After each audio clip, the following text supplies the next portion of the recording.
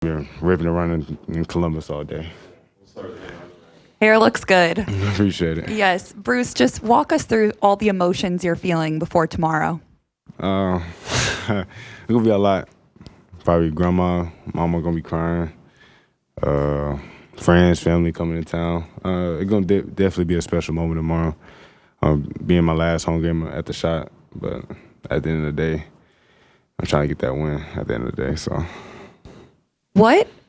how did you decide to stay at Ohio State for all 4 seasons in this transfer portal era? You chose to stay, and why was it so important to you to be a Buckeye? For me, something my mom always told me, it just if you're gonna start something, you gotta finish it. I'm really different now with NIL and culture changes, but I just stood true to who I am.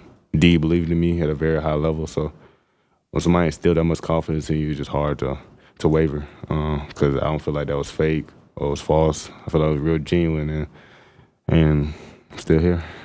What does Buckeye Nation mean to you, and how excited are you for tomorrow to be able to play in front of them on senior day? It mean a lot.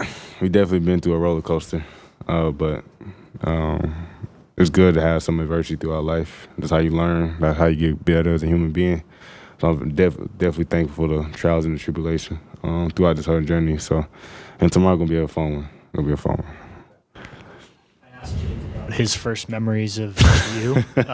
What are your first memories of him and kind of getting familiar with Ohio State in the recruiting process? First, he would call me so much during the time. Like, he was FaceTiming. Like, he wasn't regular calling my ear out the coach. So I'm like, something's like, I don't know why he keep doing this. Then he would call me so much I thought he was the head coach during that time. But it's crazy how everything comes full circle. But yeah, a lot of FaceTimes. But during the time, like, I was really done with like school. I was doing online school, so like, I used to wake up and like get myself ready and play the game. So he used to call me like playing the game all the time. So we'd have like hours conversations, just me playing the game, talking to him. Want to accomplish here, but as you look back on these 4 years, are there certain moments that stand out to you from your time at Ohio State? Not any standout moments, but really like the relationships that you just build through college. Probably friendships that I build with coaches, players, even managers, still to this day that I'm gonna have. So that's the really thing I miss the most. The connection that you just build through adversity, good and bad. So I feel like that's the biggest thing I'm gonna miss. You talked about the NCAA tournament, and then this year you just wanted to kind of play and kind of see where it happens. You guys are close. Just what would it mean to get in and have that opportunity to play on sort of the biggest stage of college basketball? I mean a lot. Remember me and my brothers and my mom filling out our bracket, still gonna win. So it definitely be a dream. If I worked so hard all these 4 years, and it's right there. So I'm not going to put no more pressure on myself. Just keep doing what I've been doing. I feel like I've been working out a little bit. So keep holding guys to a high level. I feel like we can take care of business. What Pat said, Bruce, during your time here at Ohio State, how have you seen the program change over your time here, and then where do you see it going from here? When I first got here, we started off hot, super hot.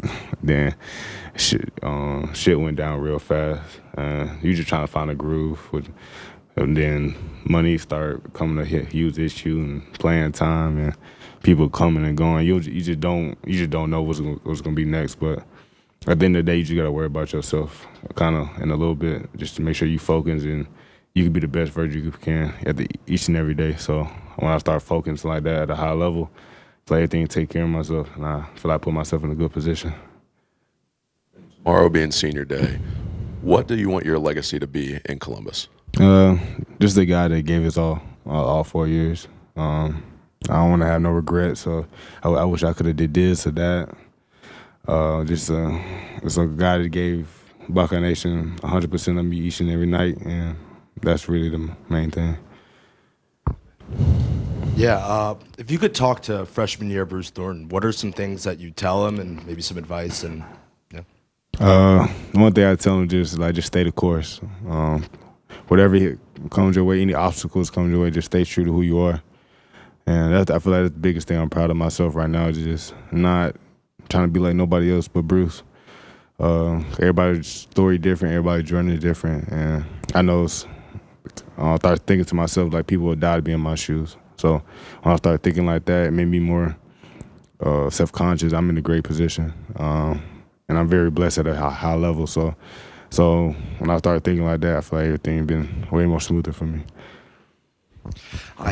First off, I'm curious, what video games were you playing when you were on the phone with Jake back in those days? Probably definitely Warzone on Call of Duty during that time. So I'm a big Warzone player myself, so that's cool. Good start. Yeah. 12 points away from breaking the all-time scoring record.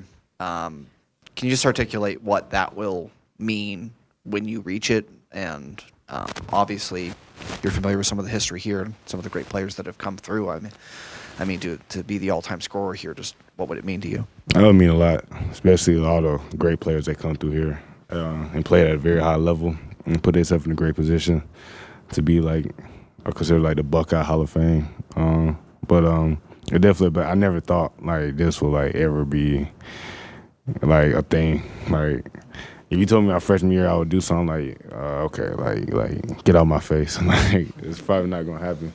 But God working in mysterious ways, man, and it's definitely a blessing. And I do everything I can to win the game. And if it come with me breaking the record, it come with me breaking the record. So. Last thing for me, Jake had mentioned how your voice has developed as a leader. Obviously, you've been a leader pretty much since you got on campus, only 4-time captain in school history.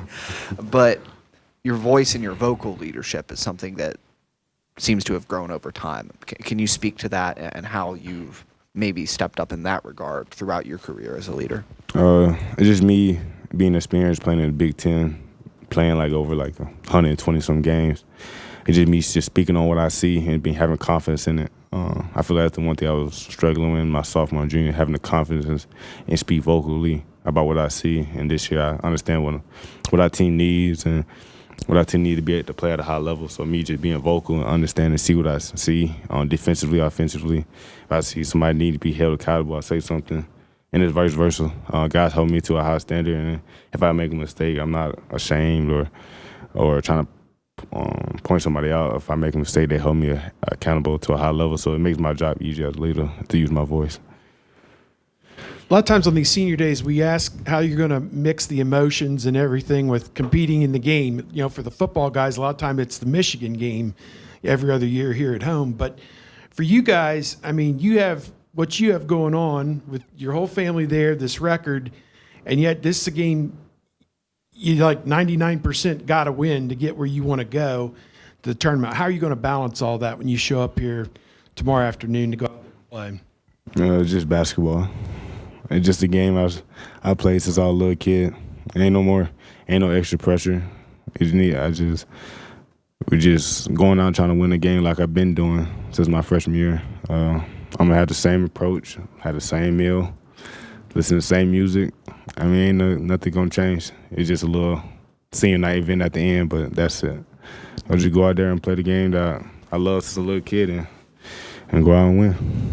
Mobley, have you ever seen anybody that hot in a game? It was like the fourth best three-point game in OSU history, 8 of 9 the other night.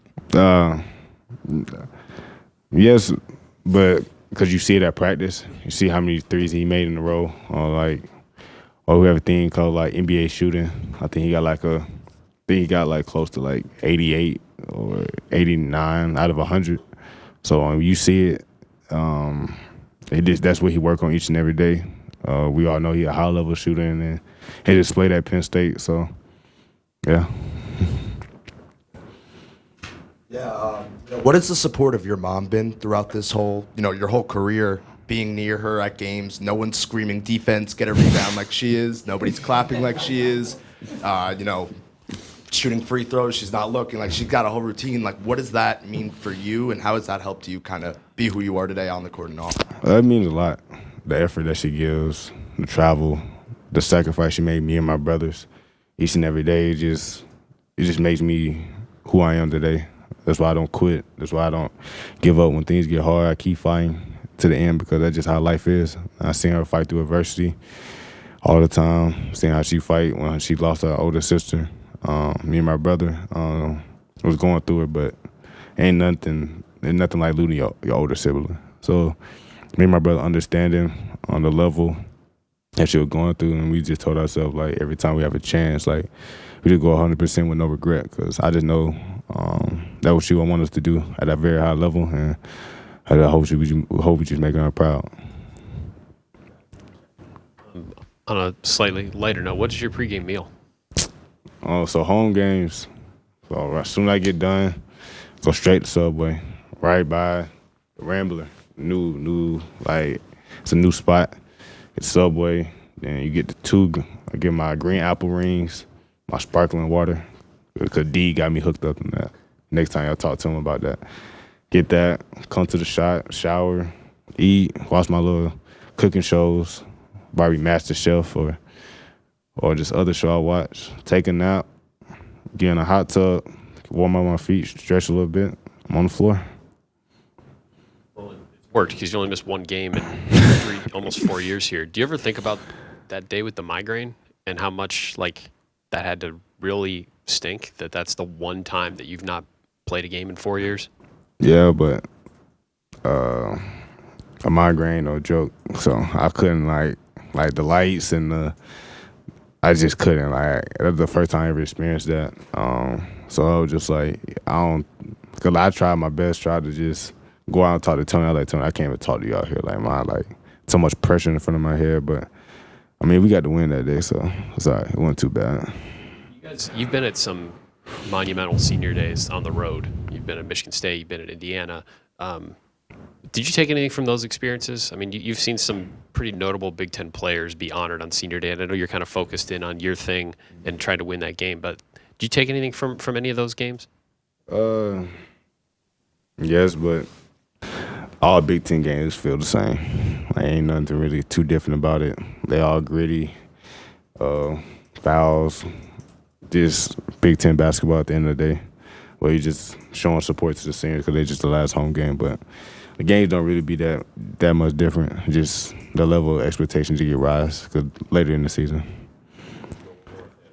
It's bobblehead night tomorrow. There's going to be a Bruce Thornton bobblehead. There's going to be a lot of them. I want to know, did you ever think that would happen? And if you've seen it, do you think that it looks like you?